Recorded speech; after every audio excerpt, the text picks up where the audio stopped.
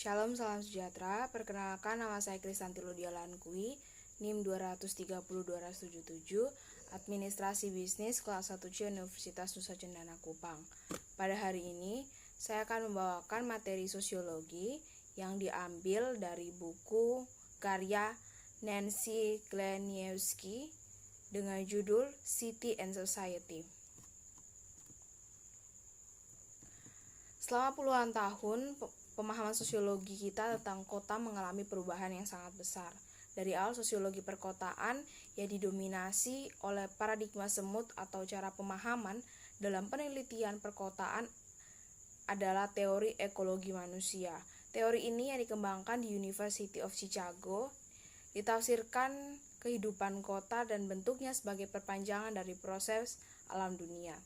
Yang paling penting, asumsi ekologi manusia yang menyatakan bahwa kota itu seperti makhluk hidup yang terdiri dari bagian yang saling bergantung satu sama lain.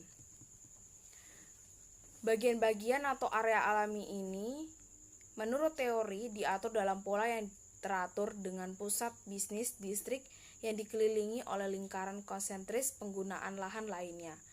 Perubahan pola penggunaan lahan atau lokasi pemukiman didorong oleh persaingan untuk memperebutkan ruang di mana kelompok yang dapat menawar lebih untuk mendapatkan ruang dapat memperoleh sesuatu yang lebih baik. Nah, menurut Harley Molot, dalam artikel inovatifnya ia mempresentasikan perkembangan awal politik ekonomi di mana ia menggunakan metafora mesin pertumbuhan yang menunjukkan bahwa kelompok kuat tertentu dapat manfaat dari pertumbuhan perkotaan dan karenanya kedepannya akan bertindak lebih atau kurang untuk mendorong pertumbuhan itu. Nah, dalam sosiologi perkotaan, keputusan pemerintahan bukanlah salah satu jenis kegiatan sosial yang mempengaruhi peluang pertumbuhan lokal.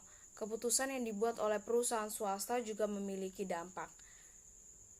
Ketika sebuah perusahaan nasional memutuskan untuk mencari pabrik cabang di suatu lokal, ini menetapkan kondisi untuk pola penggunaan lahan di sekitarnya.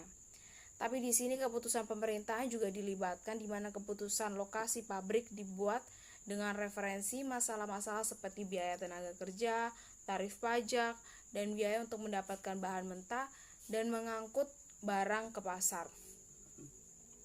Keputusan pemerintahan apapun tingkatnya yang membantu menentukan biaya akses ke pasar dan bahan baku.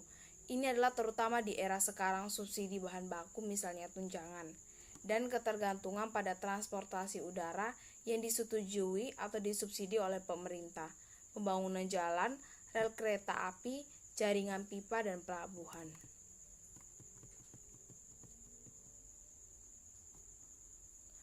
Lokalitas umumnya memperhatikan kekuatan pemerintahan sebagai tambahan untuk menciptakan jenis kondisi fisik yang paling dapat melayani pertumbuhan industri. Juga berusaha untuk mempertahankan jenis iklim bisnis yang menarik industri untuk berusaha mempertahankan jenis iklim bisnisnya. Misalnya, perpajakan yang menguntungkan, pelatihan kejujuran, penegakan hukum dan hubungan kerja yang baik. Untuk mendorong pertumbuhan pajak agar masuk akal bagi kepolisian harus berorientasi pada perlindungan properti dan konflik sosial yang terutama harus diminimalkan. Peningkatan biaya utilitas dan pemerintah yang disebabkan oleh pembangunan baru harus ditanggung oleh publik secara luas, bukan oleh mereka yang bertanggung jawab atas permintaan berlebih pada infrastruktur perkotaan. Hampir semua masalah bisnis penuh dengan iklan dari semua jenis lokalitas, termasuk keseluruhan negara di dunia, yang mengumbar kebajikan hanya dalam istilah-istilah ini untuk industri perspektif pemukiman. Selain itu, para pejabat yang dipilih dan diangkat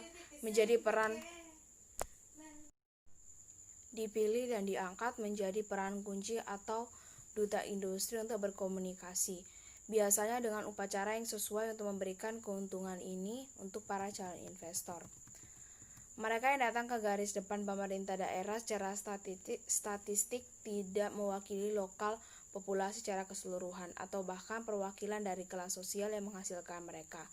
Isu yang mereka masukkan ke dalam wacana publik juga tidak representatif, seperti yang dikemukakan oleh Edelman, masalah distribusi merupakan hal-hal yang membawa orang untuk berkuasa, kurang lebih sengaja dijauhkan dari wacana publik.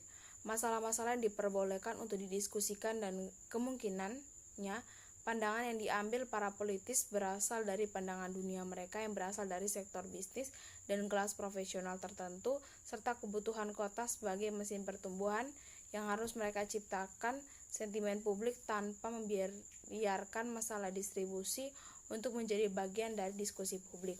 Oleh karena itu, setiap perubahan politik yang mana berhasil menggantikan bisnis tanah sebagai penentu utama politik lokal, dinamika secara kebersamaan akan melemahkan kekuatan salah satu reaksi kekuatan politik dalam masyarakat, sehingga mempengaruhi hasil. Sehubungan dengan itu, masalah simbolis lainnya yang berhasil mendapat begitu banyak perhatian. Jadi, harus seperti itu perubahan terjadi. Kemungkinan akan ada posisi yang lebih progresif diambil pada sipil kebebasan dan pelecehan yang lebih sedikit terhadap penerimaan kesejahteraan serta penyimpangan sosial dan lain-lainnya. Menurut Logam dan Swanstrom, kota tidak mampu mengubah kekuatan global ekonomi. Analis konservatif berpendapat bahwa rekonstruksi ekonomi akan membawa tentang perubahan positif dari waktu ke waktu. Neo-Marxis berpendapat bahwa perubahan di seluruh dunia dalam perekonomian kapitalis telah menyebabkan terjadinya transisi di bidang sosial ekonomi rezim negara industri dari Fordisme hingga produksi fleksibel. Kedua garis pemikiran tersebut menggambarkan perubahan ekonomi global sebagai hal yang tak dapat dihindarkan, oleh karena itu tidak tunduk pada intervensi di tingkat lokal. Dalam istilah sosiologis, mereka menekankan struktur daripada hak pilihan. Sangat disadari bahwa para pemimpin komunis tidak bisa selamanya menopang industri yang tidak efisien atau mensubsidi barang konsumen yang dipilih tanpa menyebabkan kesalahan alokasi dan inefisiensi yang parah. Jika mereka tidak lebih jauh di belakang teknologi barat, negara-negara komunis harus membongkar biro hierarki kejam yang mencekik ekonomi mereka. Mereka berpandangan bahwa kemenangan ini sebagian besar merupakan perangkat retoris dan ideologi.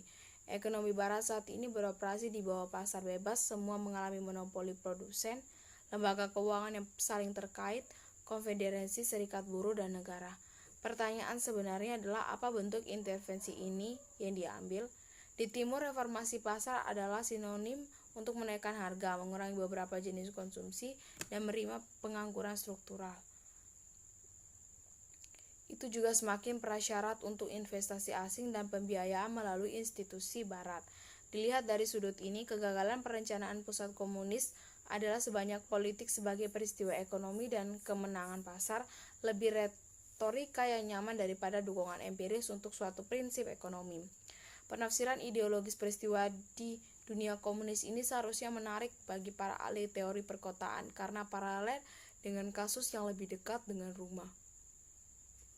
Para elit kebijakan konservatif dan sarjana telah menerapkan retorika fleksibel yang sama pasar untuk masalah pembangunan perkotaan di negara-negara barat. Mereka membantah ekonomi sedang direkonstruksi dan restrukturisasi perkotaan pasti mengikuti kemajuan teknologi transportasi dan komunikasi dalam membebaskan produksi dan konsumsi dari ketergantungan pada keuntungan aksesibilitas pada aglomerasi perkotaan. Sejalan dengan itu, kota telah berubah dari pusat-pusat fakturing ke pusat-pusat layanan lanjutan, dari pembengkongan logam hingga bius kertas. Mobilitas modal yang meningkat semakin mempertinggi persaingan antar kota untuk pertumbuhan ekonomi. Dipaksa untuk beradaptasi dengan keharusan restrukturisasi ekonomi, kota harus berpartisipasi dalam pasar modal seluler atau menghadapi ekonomi penurunan dan krisis fiskal. Persaingan memaksa bahkan negara-negara untuk beradaptasi, seperti juga terlihat di blok sosialis yang mengurangi pengeluaran kesejahteraan sosial dan karenanya mereka membuat pemerintahan kota menjadi lebih sensitif terhadap kekuatan pasar. Pasar dikatakan menentukan kebijakan. Ini adalah pesan ilmuwan politik Paul Patterson yang dalam bukunya City Limits pada tahun 1981 melegitimasi perkembangan kebijakan yang berorientasi pada pertumbuhan atas kebijakan kota redistributif. Peterson berpendapat bahwa kota terbatas dalam pilihannya karena dua alasan. Satu adalah politik lokal didominasi oleh elit yang mobilitasi, terutama yang tertarik pada pertumbuhan. Alasan kedua dan yang lebih mendasar adalah kekhawatiran yang terlalu besar kesejahteraan sosial akan membuat lokalitas menjadi stagnan dan menurun. Dalam pandangan Peterson, masalah kesejahteraan pertumbuhan perkotaan ditangani secara lebih realistis di tingkat nasional daripada pemerintahan kota. Pasar menentukan agenda lokal, namun yang lainnya menggunakan logika yang sama untuk memperdebatkan kebijakan pengabaian yang jinak di tingkat nasional juga. Kota-kota yang menurun tidak dapat diselamatkan. Mereka menegaskan karena kekuatan pasar yang telah merusak tidak dapat dihentikan dan mencoba memperlambat restrukturisasi perkotaan. Menurut perkotaan menurun atau memberi kompensasi kota untuk biaya restrukturisasi ekonomi mungkin berbelas kasih dalam jangka pendek, tetapi pasti memperlambat ekonomi pertumbuhan, merugikan semua orang dalam jangka panjang. Upaya federal untuk merevitalisasi perkotaan daerah melalui kebijakan perkotaan nasional yang terutama berkaitan dengan kesehatan tempat-tempat tertentu pasti akan bertentangan dengan upaya untuk merevitalisasi ekonomi yang lebih besar. Hingga tahun 1980-an, sosiologi perkotaan hampir mengabaikan masalah gender dan isu-isu di dalamnya, sehingga berdampak pada kehidupan perkotaan dan masyarakat. Spanyol berkontribusi pada teori perkotaan oleh studinya membandingkan pengalaman perempuan dan laki-laki di kedua masyarakat industri dan kontemporer.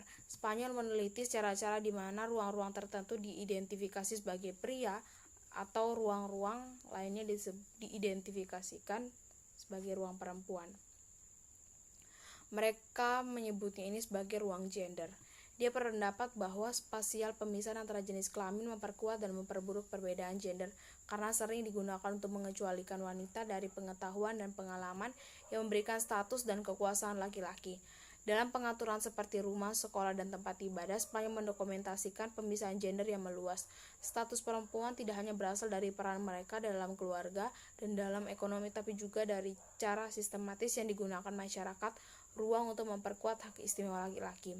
Sepanjang sejarah dari lintas budaya, arsitektur, dan tata ruang geografi telah memperkuat perbedaan status antara perempuan dan laki-laki. Kecil, taktik habitat dilihat melalui lensa gender dan status adalah subjek pertanyaan ini. Wanita dan pria dipisahkan secara spasial sedemikian rupa, mengurangi akses perempuan ke pengetahuan dan dengan demikian memperkuat status perempuan yang lebih rendah relatif terhadap pria.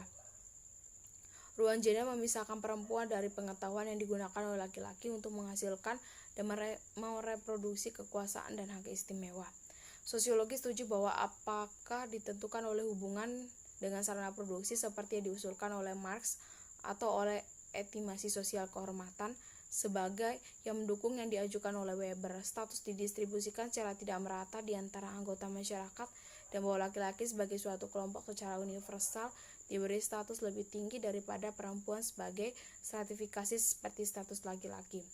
Status perempuan dan stratifikasi gender adalah digunakan secara bergantian di seluruh pekerjaan untuk menuju status perempuan dan pria. Gender mengacu pada perbedaan yang dibangun secara sosial dan budaya yang menyertai perbedaan biologis yang terkait dengan jenis kelamin seseorang. Perbedaan biologis konstan dari waktu ke waktu dan lintas budaya yaitu ada hanya dua jenis kelamin. Implikasi sosial dari perbedaan gender bervariasi secara historias dan secara sosial. Wanita dan pria biasanya memiliki status yang berbeda dalam hal penguasaan properti, kontrol tenaga kerja, dan partisipasi politik. Berbagai penjelasan tersedia untuk kegigihan stratifikasi gender. Kebanyakan teori didasarkan pada biologi, ekonomi, psikolog, atau interpretasi sosial. Pemahaman kami ketidaksetaraan gender bagaimanapun dapat ditingkatkan dengan mempertimbangkan konteks spasial, arsitektural, dan geografi, di mana mereka terjadi. Spasial pengaturan antara jenis kelamin dibuat secara sosial dan kapan mereka menyediakan akses ke pengetahuan yang berharga bagi laki-laki sekaligus mengurangi akses pengetahuan bagi perempuan. Organisasi ruang dapat mengabaikan perbedaan status dibandingkan dengan kebebasan relatif dari lingkungan yang tersebar dinikmati laki-laki. Perempuan dikurung dan diasingkan dalam satu struktur itu memungkinkan pengawasan konstan. Wanita akhirnya memasuki lembaga pendidikan bersama dengan pria. Awalnya mereka dipindahkan ke ruang kelas terpisah atau untuk mengkoordinasi, yaitu saudara perempuan, kaki di kampus terpisah. Hambatan spasial akhirnya menghilangkan sebagai pendidikan bersama menjadi semakin bisa diterima. Sebagai wanita menghadiri sekolah yang sama dan belajar kurikulum yang sama dengan laki-laki. Status publik mereka mulai meningkat terutama dengan hak suara yang diberikan oleh amandemen ke-19 pada tahun 1920. Dengan demikian, baik jarak geografi maupun desain arsitektur menetapkan batas-batas antara pengetahuan yang tersedia untuk wanita dan yang tersedia untuk pria. Hal ini merujuk sistem stratifikasi yang ada bergantung pada ideologi kesehatan perempuan yang rapuh untuk menolak akses mereka ke perguruan tinggi. Pengaturan spasial resultan ini pada akhirnya dibuat sulit bagi perempuan untuk menantang status quo. Dulu hambatan spasial dilanggar, bagaimanapun sistem stratifikasi mulai berubah. Menurut ahli geografi feminis, analisis menyeluruh tentang gender dan ruang akan mengenali bahwa definisi feminis dan maskulin dibangun tempat, terutama rumah, tempat kerja, dan komunitas, dan timbal balik dari lingkungan pengetahuan. Ini harus diakui dan analisis perbedaan status antara jenis kelamin.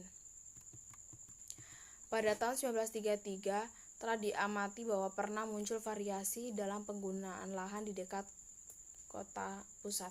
Mereka cenderung bertahan saat kota berkembang. Sektor-sektor khusus tumbuh keluar dari CBD, seringkali diatur di sepanjang jalan raya, menekankan faktor non-rasional. Faktor ini dapat mengubah bentuk perkotaan, seperti ketika promosi yang terampil mempengaruhi dan menunjukkan arah perkembangan spekulatif. Dia juga mengerti bahwa usia bangunan tersebut masih dalam mencerminkan struktur cincin konsentris dan sektor tersebut memungkinkan tidak homogen secara internal pada satu titik waktu. Kompleks urbanisasi di dunia nyatanya selanjutnya diambil dalam berbagai bentuk teori. Mereka mengusulkan kota-kota itu memiliki struktural di mana penggunaan lahan berkembang di sekitar beberapa inti pertumbuhan dalam metropolis akibat dari variasi yang disebabkan aksesibilitas di sewa tanah permukaan dan aglomerasi ekonomi. Harris dan Ullman juga mengizinkan bahwa struktur perkotaan dunia nyata ditentukan oleh sosial dan ekonomi yang lebih luas kekuatan, pengaruh sejarah dan pengaruh internasional. Tapi apapun itu alasan yang tepat untuk asal mereka, setelah inti terbentuk pertumbuhan umum kekuatan berbuat pola yang sudah ada sebelumnya. Sebagian besar agenda penelitian perkotaan abad ke-20 telah diramalkan pada sila teori zona konsentris, sektor dan beberapa nuklein perkotaan struktural. Pengaruh mereka dapat dilihat secara langsung dalam ekologi faktorial intra perkotaan, desain untuk kota dan lingkungan yang ideal, populer yang spesifik, dan gigi. Namun, dari model cincin konsentris Chicago lebih sulit untuk dijelaskan mengingat proliferasi bukti untuk mendukung teori alternatif. Alasan yang paling mungkin karena adanya daya tahan seperti yang telah saya sebutkan terkait dengan kesederhanaan yang mempesona dan sejumlah besar publikasi yang dihasilkan oleh penganut sekolah Chicago.